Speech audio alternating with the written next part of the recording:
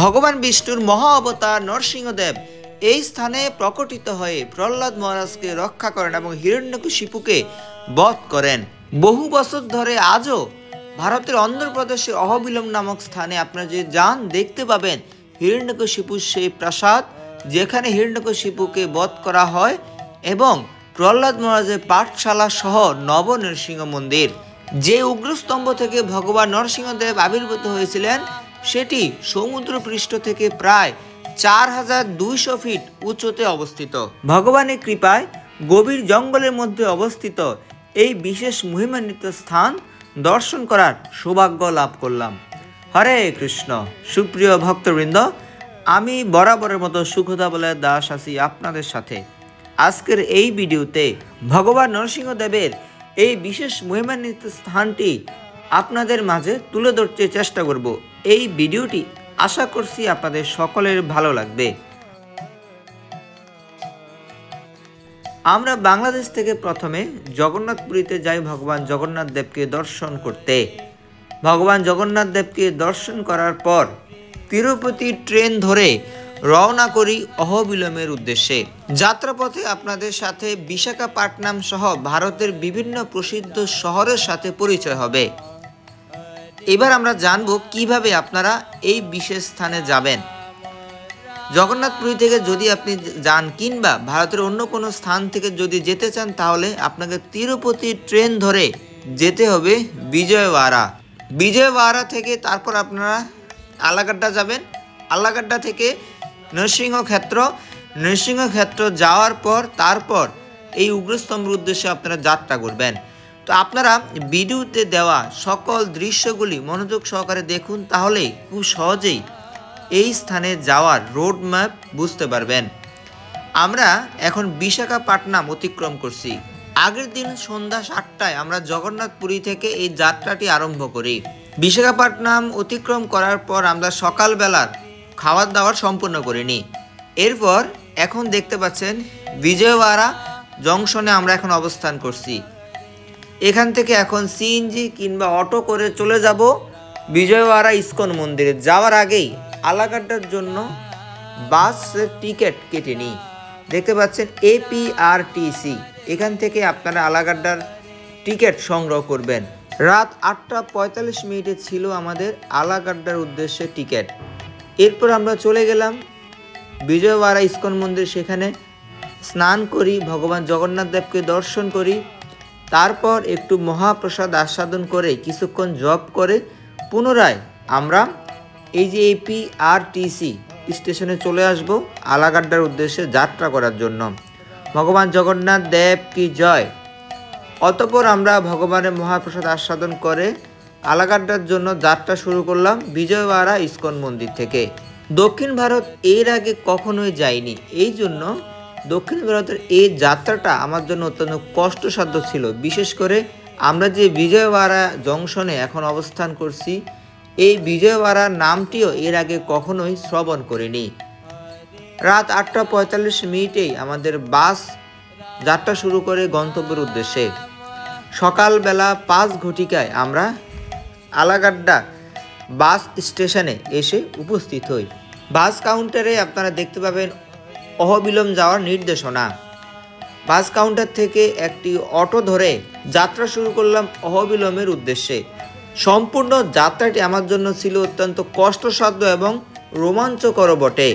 আলাগাড্ডা থেকে আপনি অটোতে না গিয়ে বাসেও যেতে পারবেন অহোবিলম ক্ষেত্রে। অহোবিলমে যেতে আপনাদের অটোতে করে সময় লাগতে পারে 40 থেকে 50 মিনিট। তো আমরা যাওয়ার পথে আশেপাশে দেখতে পাচ্ছি শুধু পাহাড়।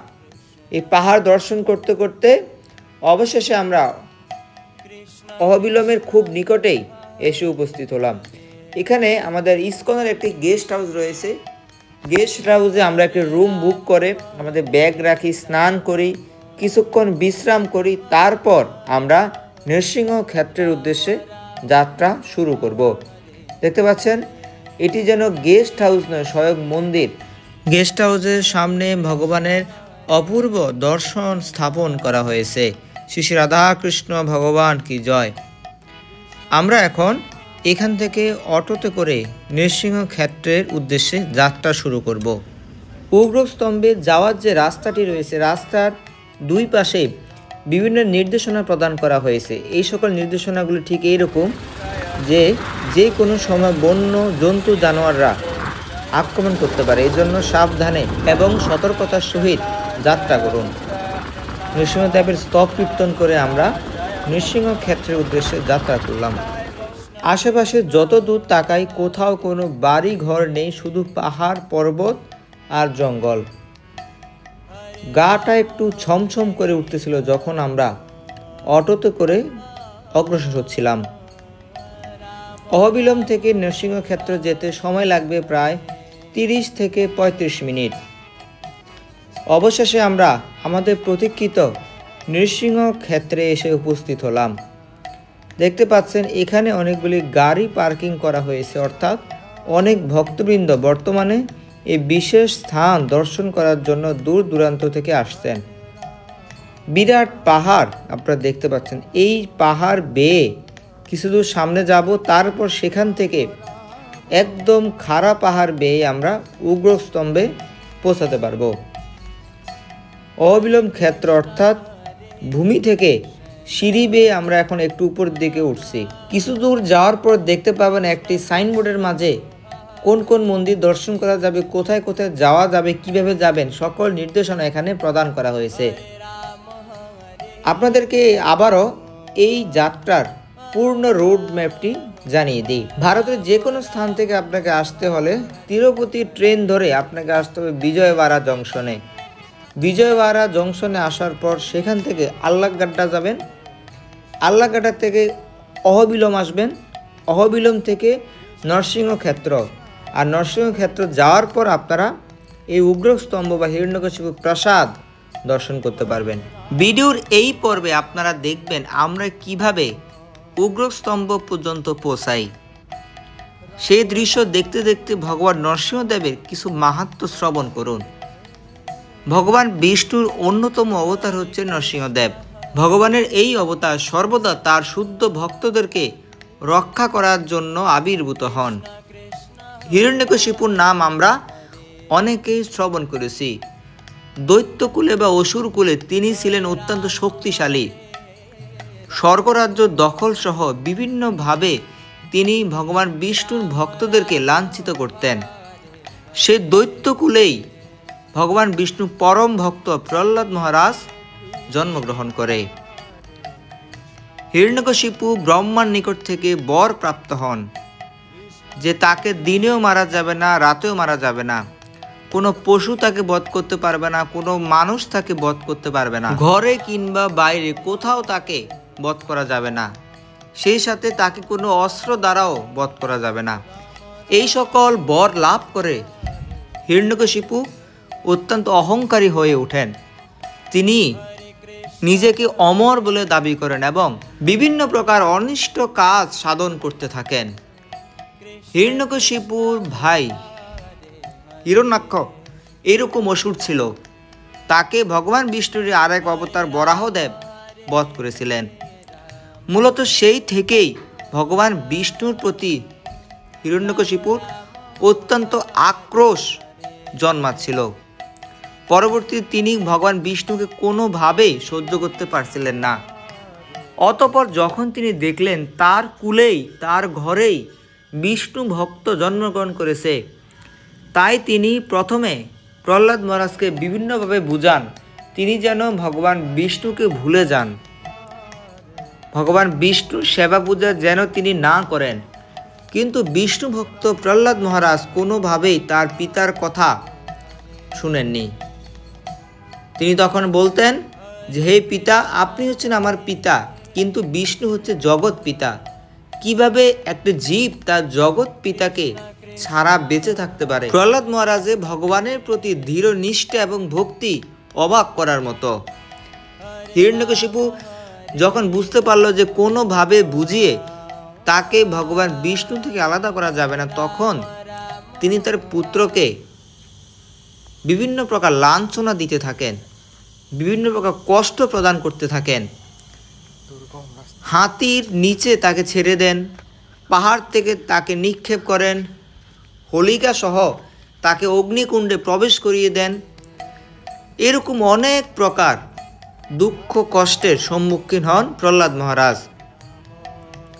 এত কিছু করেও যখন ভগবান বিষ্ণুর থেকে প্রহ্লাদ মহারাজকে আলাদা করা গেল না, তখন হিরণ্যকশিপু নিজেই সিদ্ধান্ত নিলেন তিনি তার পুত্রকে বধ করবেন। ভগবান কখনোই তার ভক্তের কষ্ট সহ্য করেন না। ভক্তের প্রতি এইরকম অবিচার একের পর এক দর্শন করতে করতে ভগবান অত্যন্ত ক্রোধান্বিত হতে থাকেন।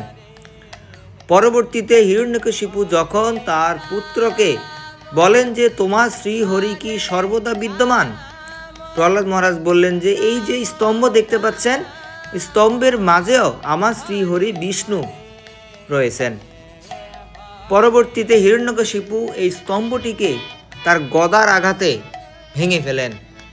ওই স্তম্ভ থেকেই ভগবান নরসিংহদেব বের হয়ে আসেন এবং হিরণ্যকশিপুকে বধ করে প্রহ্লাদ মহারাজকে রক্ষা করেন। সুপ্রিয় ভক্তবৃন্দ, দেখতে পাচ্ছেন এই উগ্রস্তম্ভে যাওয়ার যে যাত্রাপথ অত্যন্ত কষ্টসাধ্য এবং দুর্গম।